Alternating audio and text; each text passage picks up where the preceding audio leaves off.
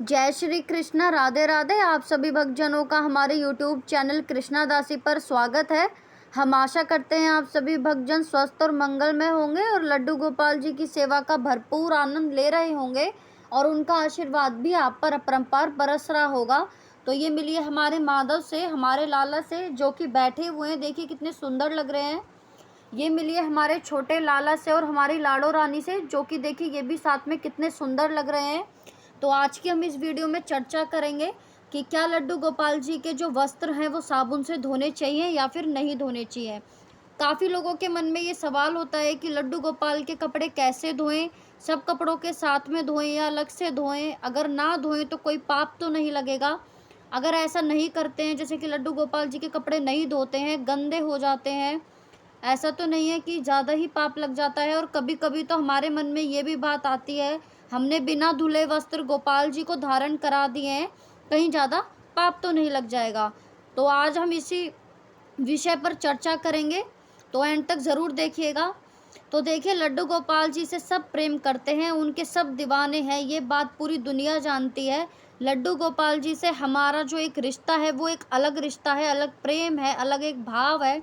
हर घर में गोपाल जी की सेवा होती है, हमारे अलग अलग भाव होते हैं, लेकिन घर में जो लड्डू गोपाल जी विराजमान हैं वो छोटे से बालक हैं। ये बात आप भी जानते हैं। तो मन में ये प्रश्न होता है कि लड्डू गोपाल जी के जो वस्त्र हैं धोएं ना धोएं, और धोएं तो कैसे धोएं। सबसे पहली बात तो मैं आपसे ये कहना चाहूँगी कि बाकी की जो बात हम बाद में करेंगे। तो पहली बात तो ये है, लड्डू गोपाल जी के जो वस्त्र हैं, कपड़े हैं, वो कभी गंदे नहीं होते।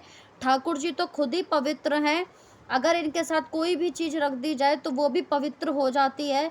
एक नाम इसका पतित पावन भी है। अब कई लोग भी जो हैं वो बहस भी करते हैं, वो ये कहते हैं कि गंदे कपड़े हैं जो हम ठाकुर जी को पहना रहे हैं, ये क्या कर दिया हमने।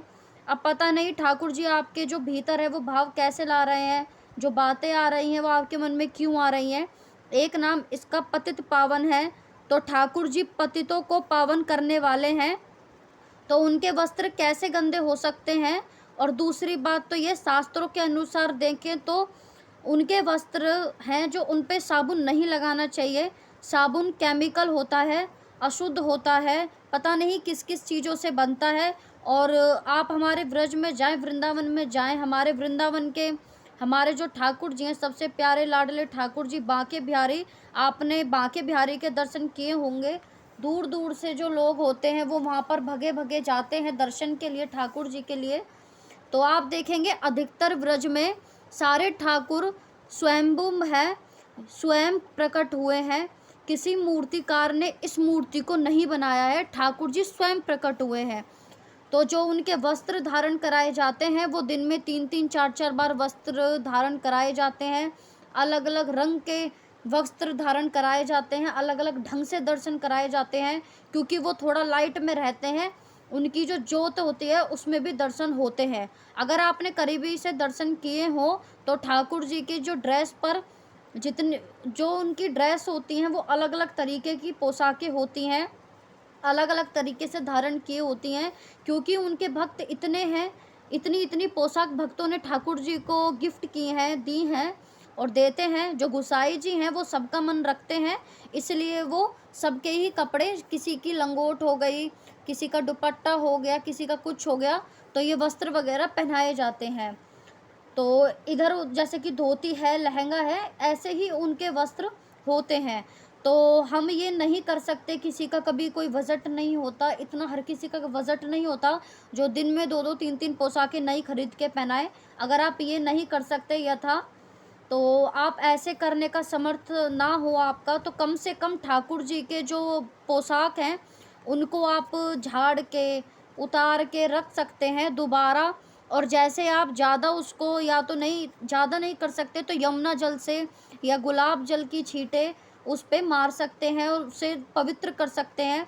या फिर आप एक छोटा सा टब लेके उसमें गुलाब जल डाल के, यमुना जल डालकर, डेली गुलाब जल डालकर और हल्का सा डिप कर कर यानी डुबो कर डालकर न्यू ब्रश लेकर आप पोशाक को धो सकते हैं। इसमें कोई दोहराई नहीं। अगर आप चाहें तो हल्के सादे पानी में भी उनको निकाल कर डाल सकते हैं, क्योंकि उनके कपड़े कभी गंदे नहीं होते हैं, ये बात आप अच्छे से जानते हैं।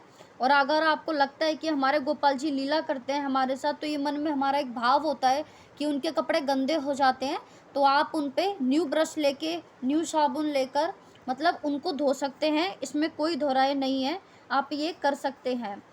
तो देखें, लेकिन फिर भी आपके मन में कोई बात है तो आप मुझसे पूछ सकते हैं, पर ऐसा बिल्कुल भी नहीं है, उनके वस्त्र हम धो सकते हैं। पर केमिकल वाले शैम्पू से नहीं धो सकते या साबुन से नहीं धो सकते। कहते हैं ना, हरि अनंत हरि कथा अंता, तो इस विषय में हम नहीं कह सकते। ये बात आपका भाव है, आपके बालक हैं, आप जिस प्रकार से उनकी सेवा करिए, बस कहते हैं ना, एक भाव ज़रूरी होता है। और एक टब लेकर उसमें पोशाक गुलाब जल में डालकर कोई हल्का सा जो हो, बिल्कुल ही हल्का सा जो मेल्ट वाला शैम्पू होता है, आप उससे भी धो सकते हैं, इसमें कुछ नहीं है। तो आशा करती हूँ आपको ये छोटी सी जानकारी अच्छी लगी होगी। तो मुझे लाइक शेयर कमेंट करके ज़रूर बताइएगा कि आपको वीडियो कैसी लगी। तो आज की हम इस वीडियो को यहीं रोकते हैं, कल फिर एक नई वीडियो के साथ आपके साथ मुलाकात होगी। तब तक के लिए जय श्री कृष्णा, राधे राधे।